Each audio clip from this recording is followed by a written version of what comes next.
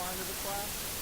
So this week we're going to talk about the design and dignity of work, and next week we're going to talk about work as cultivation and service. So that's kind of the positive and the negative. And we're going to talk about 2 weeks about how sin has tainted life. So work becomes fruitless and pointless. Work becomes selfish and gets rid of our egos. And then the last 2 weeks we're going to talk about how the gospel renews us. A new story and perception for work, and a new moral compass and power for work. Okay? Okay, I said I would address this, and I want to address it now.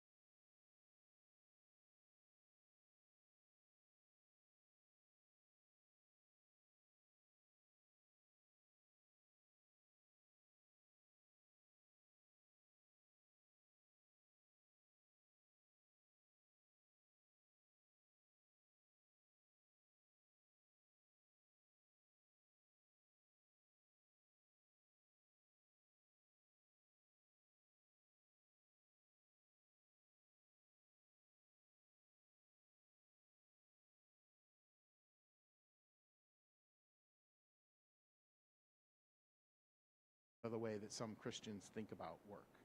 So what I want you to do is to get in groups of like 5 or 6 or so now, and I've got some questions I want you to answer. The first thing is, what kind of work do you or have you done? And again, this can include volunteer work, household work, stuff you do around the Life Center, whatever it is. What kind of work do you or have you done? What is your favorite skill to use?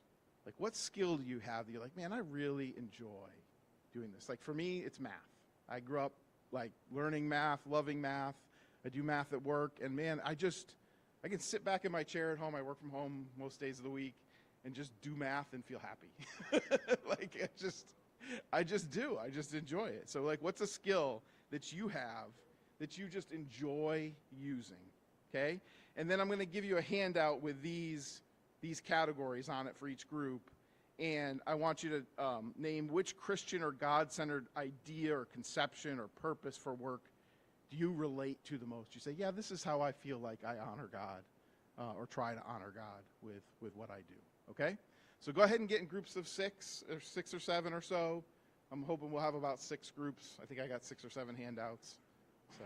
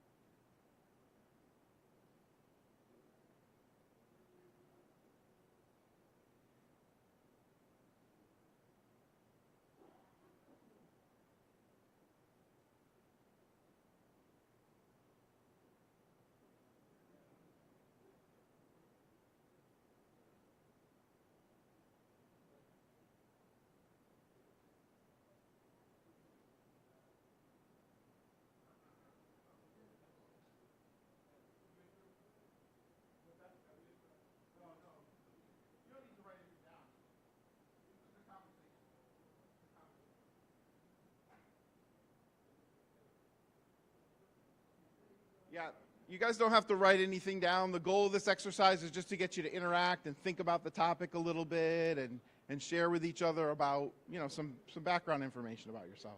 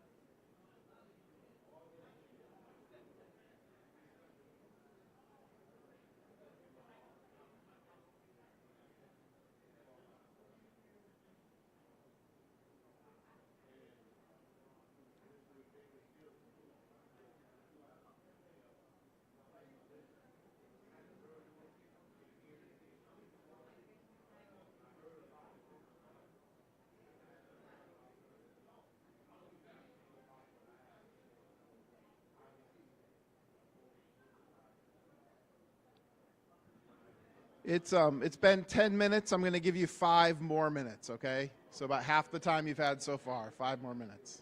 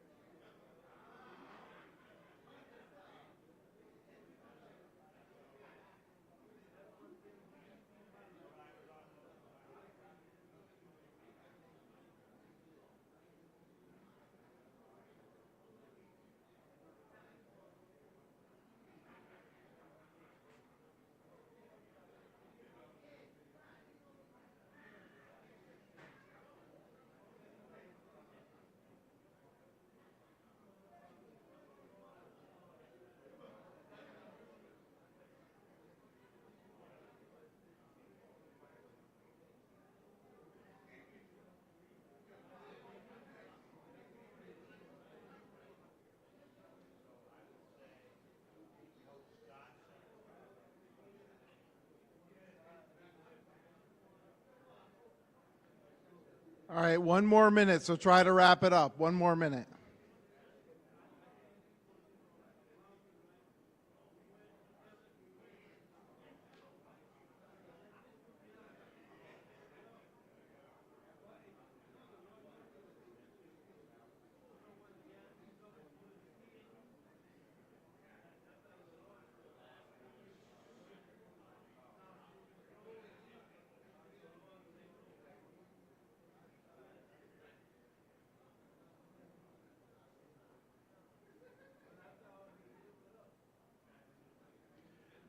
All right, let me get all your attention back up here.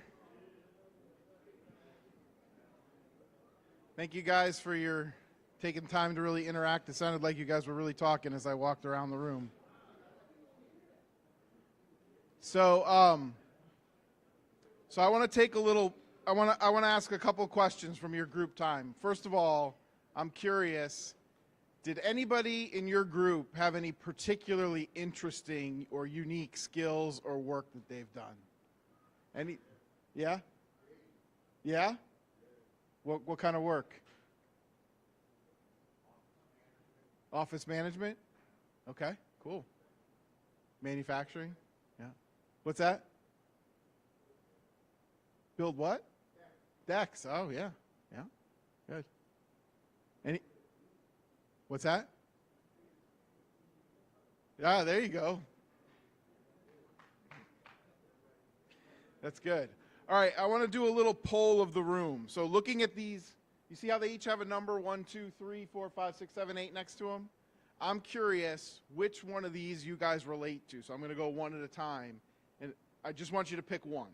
I know you may relate to multiple, but I want you to pick the one that you related the most to, okay? So number 1, to further social justice in the world. How many of you related to that one? Okay. To be personally honest and evangelize. How many of you related to that one? My few people. All right. Just do skillful and excellent work. Who related to that one the most?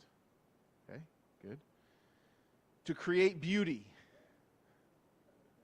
Okay, beauty. Okay, good. To work from a Christian motivation to glorify God and influence culture. Yeah? Okay, good. To work with a grateful, joyful, gospel-changed heart throughout the ups and downs. Okay? All right, so that's the most popular one so far there. To work at whatever gives you the greatest joy and passion. Okay? And to make as much money as you can to be as generous as you can. Okay, good. That's pretty evenly split around the room of how people look at work. That's good. That's good. All right, so what I want to talk about next is this idea of God's design for work, okay? That God designed us as people to do things in his creation, okay? That's a purpose that God gave for us to do.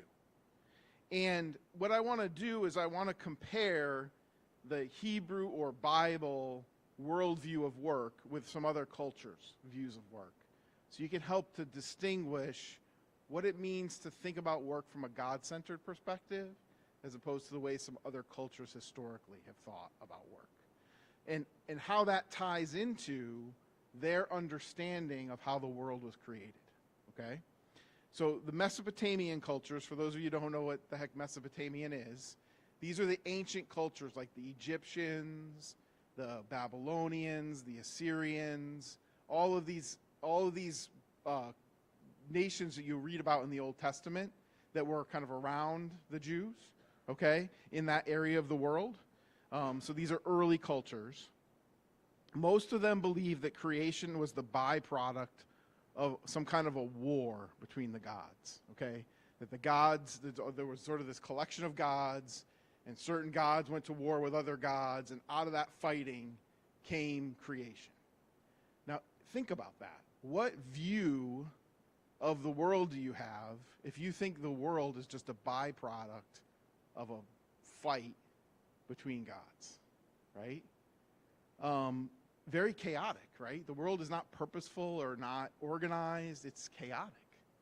And so for that reason, they believe, they had a sense that creation was haphazard and chaotic, and work was a servitude to the gods. So work was something that the gods didn't want to do, so they made humans to do it. Okay? They were like lazy gods. Okay? And they didn't want to do the work.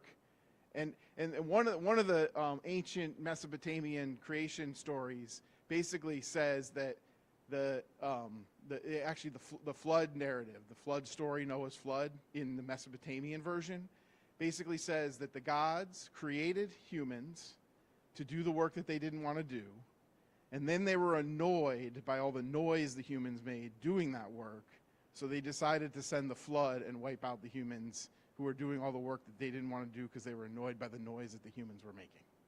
And that sounds funny, but imagine living in a culture where that was the narrative around why you existed as a person, right? And so work was viewed as servitude. It was viewed as something just drudgery that had to be done because the gods didn't want to do it, okay? Greek culture, so we're talking about like Romans and Greeks, so now we're going a little bit further up in history, closer to the time of Christ or around the time of Christ.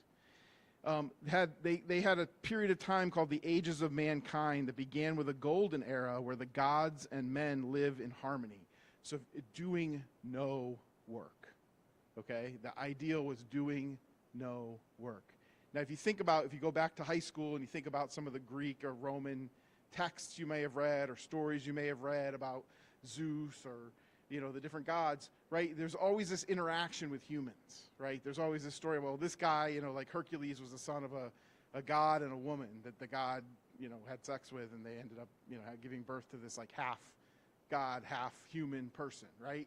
So you can see that in the Greco-Roman culture, that there's this interaction between the gods and humans, and it went back to a golden era where they supposedly lived in harmony with one another, and they didn't have to do any work. So Greek and Roman culture, a workless state was considered the ideal state, a workless state. So really work, again, is viewed as something that's drudgery that has to be done, but really where we're going as people is to a place where we don't have to do any work anymore, because that's the ideal state. And that was really lived out. I actually visited, when I was in Israel, I visited a city, uncovered, archaeological dig that they did of this city. What the Romans would do is they would build cities for all the retired military people, right? All the Roman centurions. They would go and they would live in a city, and it was basically, once they had served in the military, they kind of lived a life of leisure and luxury in this city. There were bathhouses, there were coliseums so that they could go to the games. There were shops and restaurants along like a shopway, and then all around where it was like going to one of these like retirement communities in Florida, right? But for Roman centurions, their ideal was to live this sort of life of leisure and luxury. Okay, so now contrast that with the Hebrew, or with the Bible. God created all that we see out of his own good will and pleasure, right? God decided, I'm going to create. I'm going to do work. Maybe it wasn't that hard for him because he's God, but nonetheless, he did it. And he did it out of his own purpose and pleasure, and he called it good when he did it. Okay? And so creation is the work of a craftsman who delighted in doing his work. Just think about, God made all these things. You go in the Genesis account, right? He made the stars in the sky, and it was good. And he made the earth and separated from the waters, and it was good. He made the animals and the things to live in the sea, and it was good. He made people, and they were good.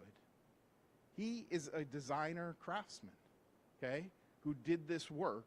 And so what that means is, and we're going to talk about this in a few minutes, is that our work is not something that is the result of chaos in the universe, that we somehow have to wrangle the universe back together, though it feels like that sometimes, and we'll talk about that when we get to sin taints work. But work is something that God has given us to do. And again, in any form you do it, whether that's a pay-for job, or whether that's taking care of your mom, or taking care of your kids, or volunteering somewhere and helping out, whatever it is, that's something that God has given you to do. Yeah. Yep, we're going to get there. So work is good and even necessary for people, right? It is good to have work to do. We'll talk about the limitations of work in a minute, but work is a good and necessary thing for people. Humans worked in the Garden of Eden. Specifically, Adam named the animals, and it tells us that Adam was put there to work and take care of the garden. So if you think about it, before sin entered the world, nobody was doing ministry. Everybody was doing work, right? It's later with sin that people start to need to do ministry. They just did work. They just cared for the creation. That's what Adam and Eve did before sin came into the world. It was good. They had good work to do. Tim Keller, in his book that I'm basing a lot of this on, says work is as much a basic human need as food, beauty, rest, friendship, prayer, and sexuality. So these things that God are all woven into the creation, and one of them is work that God has given us to do. And Dorothy Sayers, who's a famous author, I don't know particularly a lot about her other than I know she's a famous author. She says, what is the Christian understanding of work? It is that work is not primarily a thing one does to live, but the thing one lives to do. Now that can be taken too far, and we'll talk about that, but this idea that God made us to do things in the world. I frankly think when we get to heaven or the kingdom of God on earth, that we're going to keep working. Now, it's going to be easy work in a sense. It's not going to have the same struggles and challenges and difficulties and what have you, but we're not going to this like sit on the clouds with the cherubs kind of state of being, I don't think. I think we're going to enjoy what God created, and part of that's going to involve doing good work.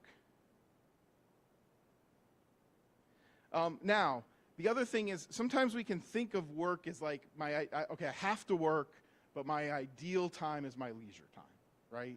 We can think about that. But when you think about the idea of freedom, freedom still has limitations that need to be imposed in order for something to truly be free. Freedom is not freedom from all constraints. It's being assigned to the proper constraints. The obvious example is a fish is only free when it's confined to the water, right? If you take a fish out of the water, it may be free, but it's not free. It's going to die, right? It's got to be in the water to live. And the same is true for us. We need to exist in the environment and the purpose that God gave us to live in. And by embracing those limitations and those constraints on who God made us to be, we are free. So we're not free when we just can do whatever we want whenever we want. Okay, that's not freedom. That actually can be slavery. Because you become a slave to those things. Talk about that another time. But being free is really being within the constraints of what God created us in a good and healthy and godly way. And so the example, 6 days you shall labor and do all your work. On the seventh day you rest. So there's a limitation to work, and we're going to talk about that on the next slide. 6 days you work, 1 day you take off, okay, according to the Old Testament law, all right? And that gives you a sense that there's some limitation. Like I can't just work all the time and be happy. I can't just work all the time and, expect that that's going to fulfill all my needs. We'll get to kind of what work does for our needs and things like that later in the class. Okay, so God's design for work, like I said, also it has limitations. So we just said God rested when his work was done, and so we follow his example and we rest from our work, right? We can't just work all the time. We have to sleep, we have to eat, we have to have relationships with the people around us, we have to just take time to relax, right? Or we will go bonkers. And then work also has what I call existential limitations. What does that mean? Work does not give us ultimate meaning in life. So there's two extremes. One is, well, work is just a necessary evil. It's the thing I do to pay the bills, and it's really a burden until I can lounge and sit around again and do nothing, or go skiing or skateboarding or whatever it is I do for fun, right? That's one extreme. And the other extreme is work is our ultimate purpose in life. It provides all the fulfillment that I need. Well, that's not true either. If we make work, that we become a slave to our work, if that's our attitude towards work, okay? So really what we need is a healthy biblical perspective, which work is a provision of God, but it is a purpose for humanity, not the purpose for humanity. It is a purpose for humanity. Just like relationships, relationship with God, our sexuality, all of those things are part of who God made us to be, as opposed to,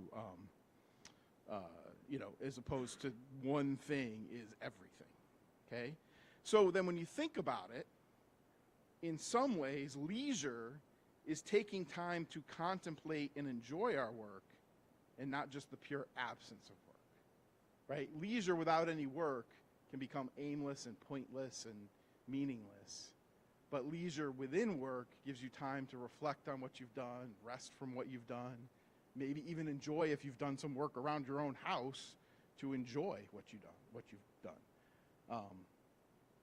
I just bought a new car, and I took it to get washed, and I shined up the tires, and I just stood back and looked at it because it looked great, and I was really happy about it.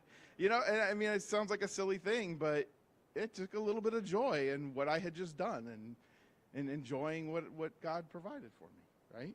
So it's taking time to enjoy what you have or what God has given you for work, okay? All right, so that's God's design for work. So God designed work for us, okay? It's a purpose for us.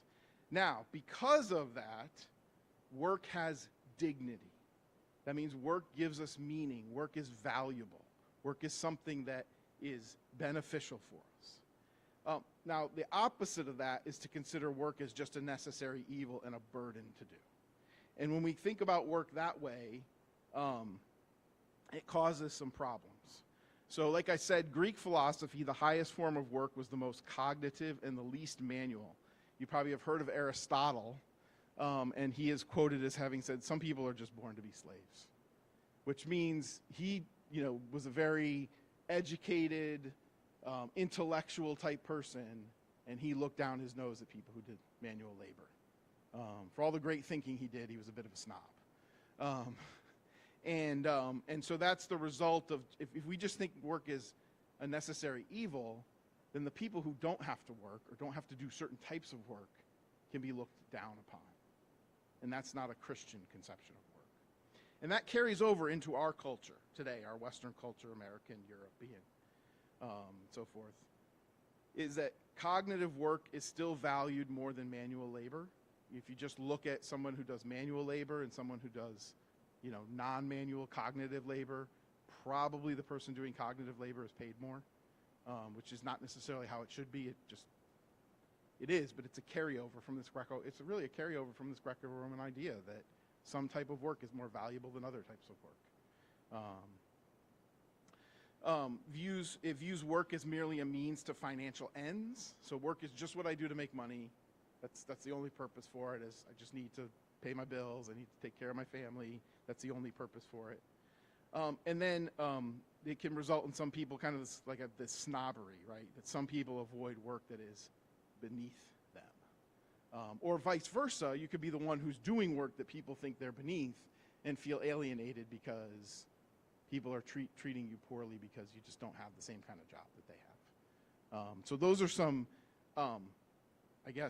causes, or those are some results of thinking that work is just a necessary evil. That's not having a biblical worldview of work. It's having a counter-biblical view of work that then results in these negative side effects. Okay? So how does God dignify work? Well, first of all, God worked, and so do we. If the God of the universe worked, then you better believe it's got dignity to do work, right? We're doing what God did and probably still does in terms of maintaining the creation. We see in the creation story in Genesis that humans are the only creatures created for the purpose of work. So animals do things like teem through the water, reproduce, but humans are called to subdue and rule and care. So humans were created to do work, whereas animals really just kind of exist. I realize animals, squirrels gather nuts, and cows got to eat their grass, and we hook up horses to do work for us. And I realize there's some ways in which animals work too, but not in the same creative ways that we work. Jesus himself was a carpenter or a craftsman, right? We believe Jesus lived for 33 years. Okay, that means that for 30 years he did ministry for 3. So that means for 30 years. He was being apprenticed and worked probably with his dad or took over his dad's business for 30 years. And then for 3 years he did ministry. So think about that. 90% of his life, well, take away the first few years where he probably was just a baby and a kid and didn't do anything. But, maybe starting at like 6 or 7, he probably started apprenticing with his dad, whatever, as a carpenter or a mason. And he spent most of his life, 80 to 90% of his life, working. And he spent 10% of his life doing ministry. Now, that's not to say he didn't do some ministerial type things during those years, like helping neighbors and what have you, but his formal years of ministry were only 10% of his life. That dignifies work, that God came to the world and spent 80% of his life doing work, right? And then, I mentioned this before, God called the material world good. And so maintaining God's good world is a good thing. Maintaining God's good world is a good thing. So those are the ways that God dignifies work.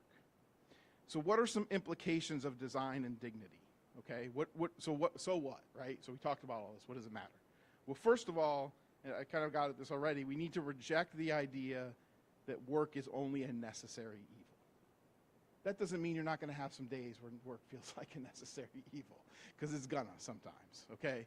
But by and large, our attitude towards work should be, this is something, if I have something to do, this is something God has given me to do, and it's my responsibility before him to do it. So that needs to be our attitude in rejecting this idea that it's just a necessary evil. And it's good and purpose-giving to work. It's good. It's a good thing. Now, it can become a bad thing if we're workaholics. It can become a bad thing if we're lazy and we don't get our stuff done. But it's a good thing in its ideal state to work. The third implication is that all work is dignifying and should be valued by all people. So cognitive and manual labor both should be given value and purpose and meaning and dignity. Ministry and secular work both should be giving meaning and purpose and dignity of equal value. And vocational and non-vocational work alike should be, if I work in a job and I get paid $15 an hour, or I'm at home and I'm taking care of my kids and I'm watching over my mom and I'm doing those kinds of things, both of those things have equal value in God's eyes, and we should hold them in equal value. And then third, this is kind of an implication of fourth, this is kind of an implication of number 3. Our line of work should not be a reason to condescend to others or feel less than others. So in the reality is in our society that happens, okay? We can all understand and recognize that. But that's not the way it should be. The way it should be is that whether you clean this thing, or you work on this computer, or you run this business, that all that work should be viewed equally in God's sight, that it's what God gave you to do, and you do it to the best of your ability and to honor him. Okay? I think the next thing is questions. Yeah, okay. So any questions or thoughts before I break you back up into groups and do some more discussions?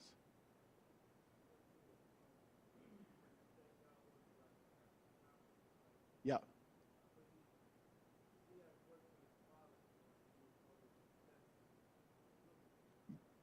That's true, though. That was part of his work, right? Was being prepared for ministry later on. Is that he was, yeah. No, that's absolutely true.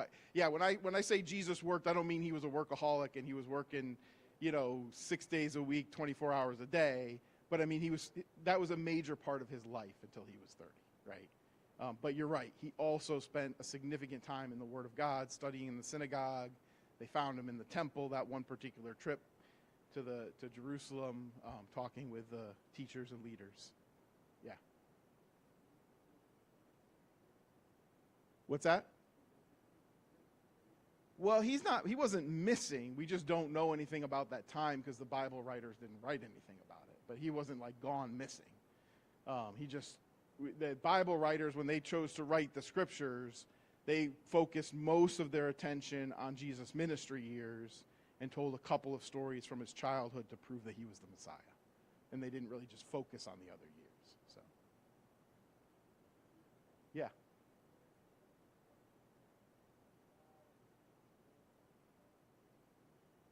Really? Huh.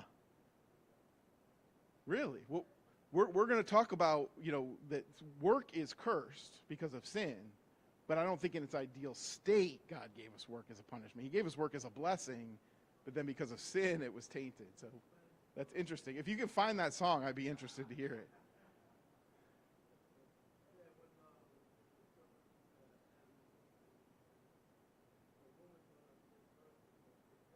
Yeah.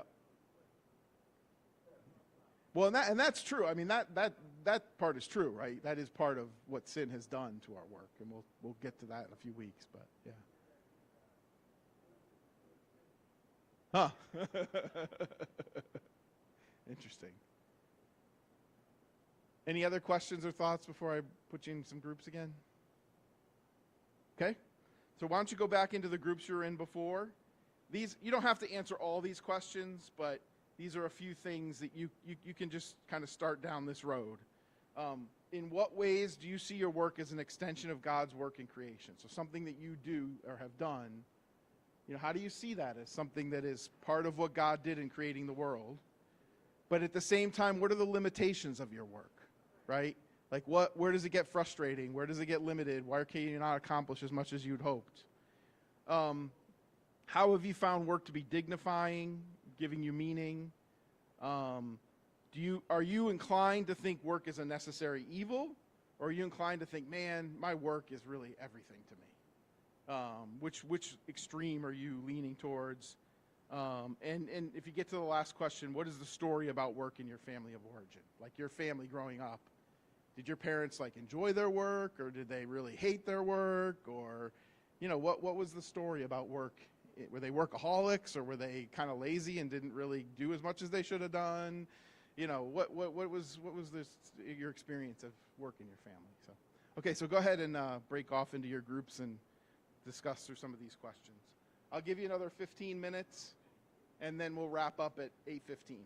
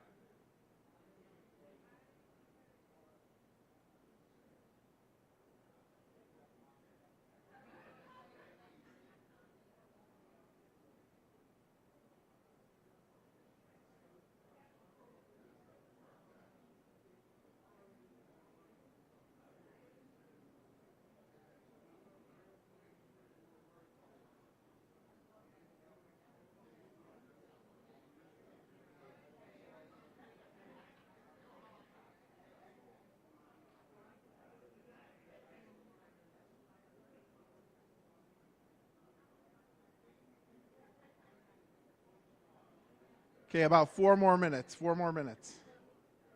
And don't feel badly if you don't get to all the questions. That's all right.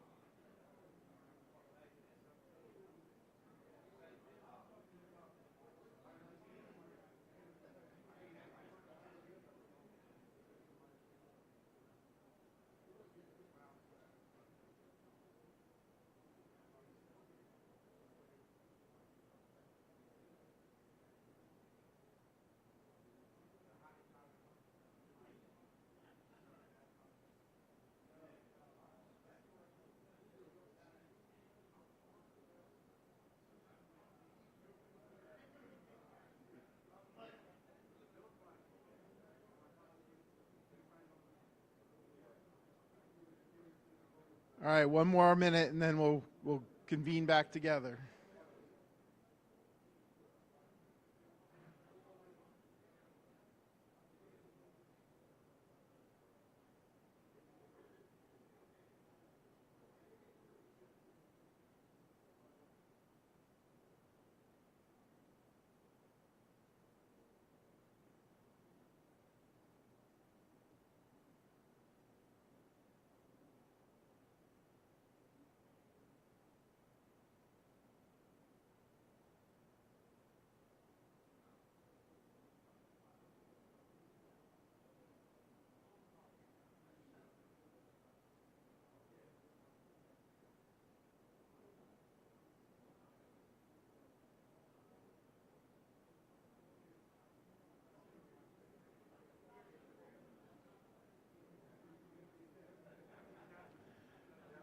All right, let me get your attention back up here.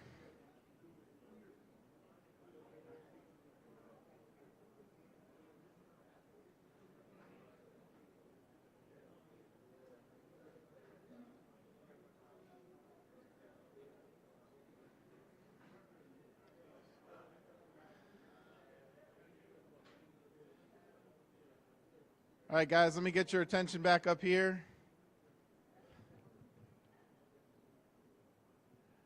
All right. Hopefully that was beneficial to kind of process what we've been talking about and kind of relate it to some things that you have done in your life. Just a quick preview for next week. Next week we're going to talk about, like, what does good work look like, okay?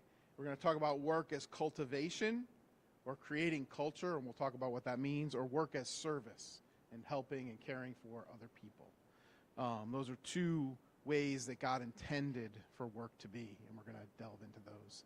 Any other questions from tonight before I close this in prayer? Either about the material, or even if there's any of you who are interested in taking the class for credit, but you haven't got signed up yet, and you need help with that. What's that? On the website, and I can send you a link, Mike. Yeah, and if anybody else, just come see me, and I'll send you a link on your phone, or if you don't have a credit card to pay online, or a debit card to pay online, I can take cash and give you a free code to sign up online. So, okay, or yeah, if you needed to get every good endeavor, it's called. But if you need to take a picture of it or something, just come take a picture of it. So, okay, Jeremiah, you can get the free code if you pay me money.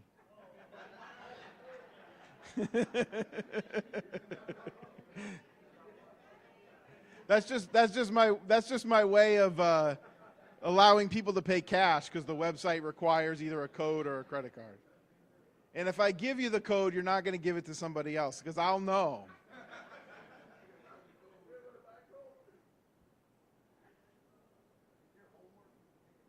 Yeah, when you take it for credit, there's a website, and it kind of goes through lessons. What I do, I put 3 things out there. One is a copy of the slides, so that if you're taking the class for credit, you don't have to feel like I'm feverishly taking notes, that you have a copy of the slides out there. The second thing is I do a pretty easy review quiz, just to review the main points, but it's a quiz format kind of a thing. And then the third thing is I come up with 1 or 2 reflection questions that are more personal in nature, that you write a response. Occasionally I'll put something else out there, but that's generally, for each class period, there are those activities. When is it due? By the end of the class. So you could do it all in the last week if you want, or you can do it week by week, whatever works for you. But by the end of the class, if I see you haven't finished it by like the end of the class, I'll nudge you and say, hey, what's going on? Finish it up. So, okay. I honestly think you could probably do it in like 15 or 20 minutes a week. It's not a lot. So it's like 10 quiz questions and, write a paragraph. So, yeah. Okay? Any other questions or thoughts before we close? No one dares, right? Because we get to go.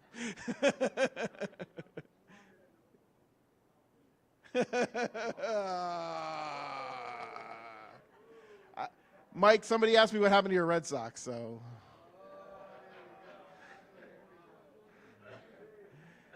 Randy, what did you have for a serious question? Guys, shh. Did you have a serious question, Randy?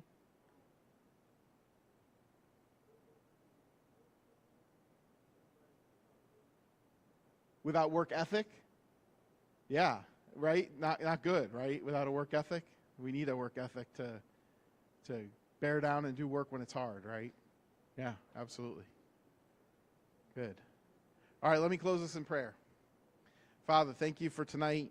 Thank you for the opportunity to interact with your word and interact with each other.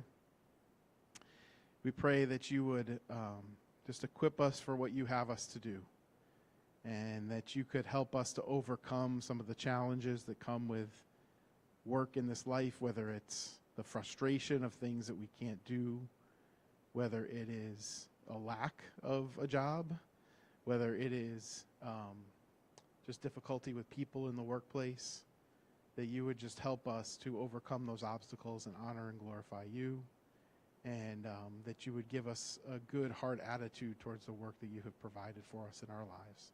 In Jesus' name we pray. Amen. Thank you all.